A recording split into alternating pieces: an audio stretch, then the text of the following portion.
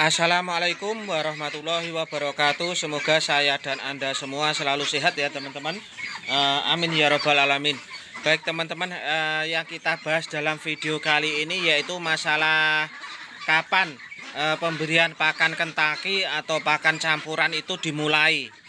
Begitu teman-teman ya, pertanyaan dari saudara kita dalam kolom komentar ini. Terus sebelum ke pokok pembahasan, saya berikan update bebek yang berada dalam video ini ya teman-teman ya. Ini adalah 34 hari teman-teman, 34 hari umurnya.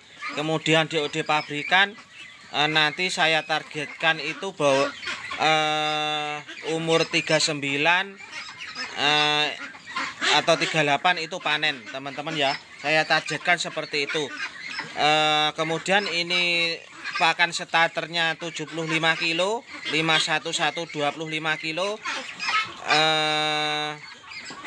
Kemudian dilanjut dengan B401 itu 50 kilo. Setelah itu langsung full pakan campuran sampai panen saat ini, sampai panen sampai hari ini. Pakan campuran itu yang terdiri dari komposisi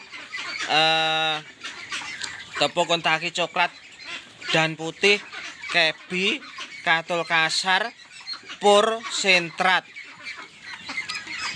Kalau dihitung ini proteinnya itu mencapai 17,1%, kemudian EM-nya 3.329 teman-teman ya.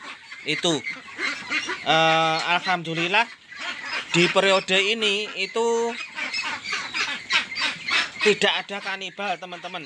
Itu juga komposisi tersebut juga saya gunakan di periode-periode sebelumnya, tapi dengan DOD pabrikan yang sama terkadang juga timbul kanibal. Berarti yang terjadi bibitnya ya teman-teman ya, agennya seperti itu. Memang dari bawaan wataknya itu seperti itu, kanibal. Terus ini saya tidak menggunakan vitamin. Vitaminnya apa Pak? Saya tidak menggunakan teman-teman. Saya menggunakan full air putih. Namun kebersihannya itu tetap selalu kita jaga, selalu bersih seperti itu ya. Jadi begitu DOD masuk ke box itu langsung air putih ini teman-teman ya. Alhamdulillah tidak ada cekrek. Justru kalau saya menggunakan vitamin itu malah cekrek teman-teman. Di umur 15 hari itu pasti ada yang cekrek, walaupun kita memakai DOD kualitas bagus. Apalagi DOD yang kita pakai kurang bagus sudah pasti cekreknya parah kan itu. Dan cekrek itu sangat mengganggu, sangat menghambat pertumbuhan bebek itu sendiri. Jadi kita harus beli obat, mengeluarkan biaya lagi, belum lagi perawatannya ekstra. Kalau sudah parah itu timbul senot, dan senot itu harus dipisahkan, dan obatnya itu gimana ya, sulit sekali menurut saya. Kalau sudah senot yaitu timbul benjolan di sekitar hidung. Terus kita ke pokok pembahasan ya teman-teman ya. Kapan sih waktu pemberian pakan Kentucky ini? Artinya pakan campuran yang dicampur dengan Kentucky komposisinya seperti itu. Ada yang menjawab, ada yang tentunya ini berbeda-beda ya teman-teman, dari masing-masing peternak beda-beda. Ada yang memulai memberikan tepung Kentucky ini umur 20 hari. Ada yang lepas starter langsung diberikan pakan campuran Kentucky ini. Ada juga yang menunggu umur 15 hari baru dicampur tepung Kentucky ini.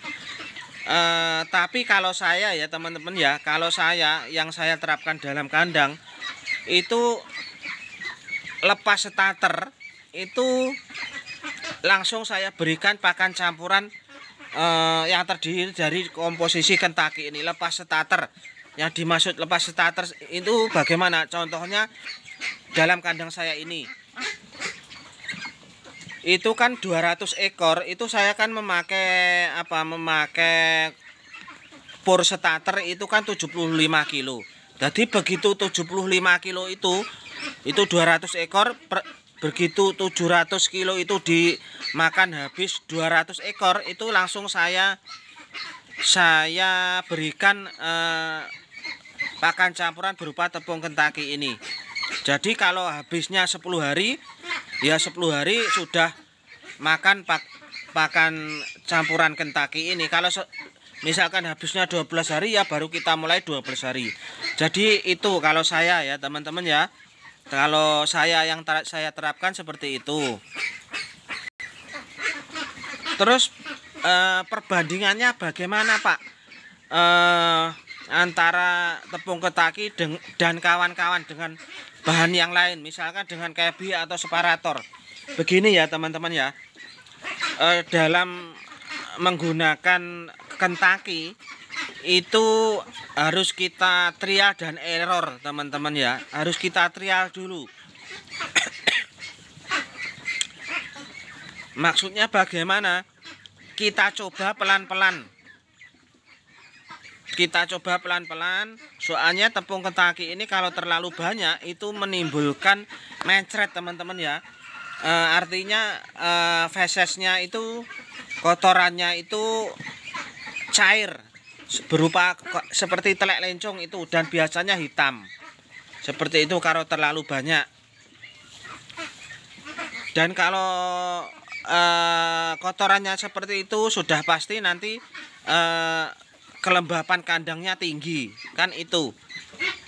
Kalau tidak bisa menjaga kekeringan kandang akan berdampak buruk nanti pada perjalanan ternak kita. Jadi tepung Kentucky ini maksimal digunakan dalam sebuah campuran komposisi pakan campuran bebek daging itu 30% saja teman-teman. Paling banyak 30%. Kalau saya seperti itu, tepung Kentucky ini paling banyak 30%. Lebih dari itu biasanya mencret. Itu kadang yang terjadi dalam teman-teman semua kan begini,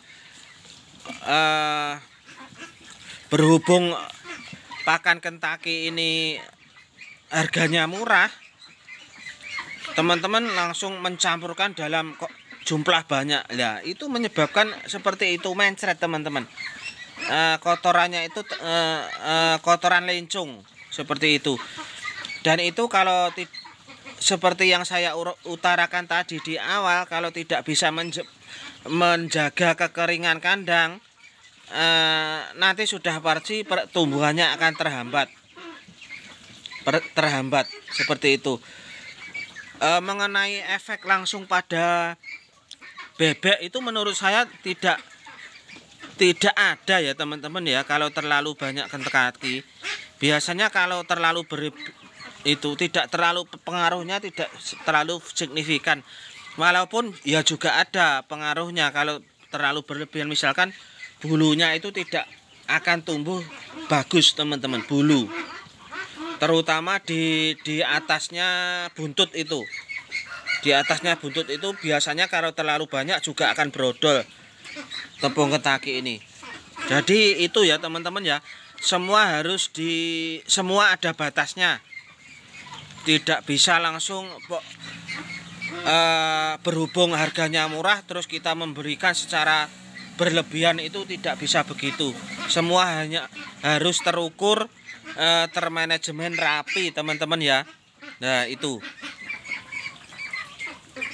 Nah jadi itu teman-teman, sudah ada yang mulai kanibal di umur 34 hari itu, menyosor-nyosor bulu temennya itu. Itulah teman-teman ya yang saya tidak suka. Saya risih sekali melihat bebek yang kanibal itu. Sangat mengganggu ketenangan, kenyamanan dalam kandang. Dan sudah seperti itu pasti nanti pertumbuhannya terhambat. Harus segera kita atasi ya. Saya kira itu ya teman-teman. Semoga video ini membantu saudara kita yang bertanya khususnya dan juga membantu untuk teman-teman semua pada umumnya. Assalamualaikum warahmatullahi wabarakatuh.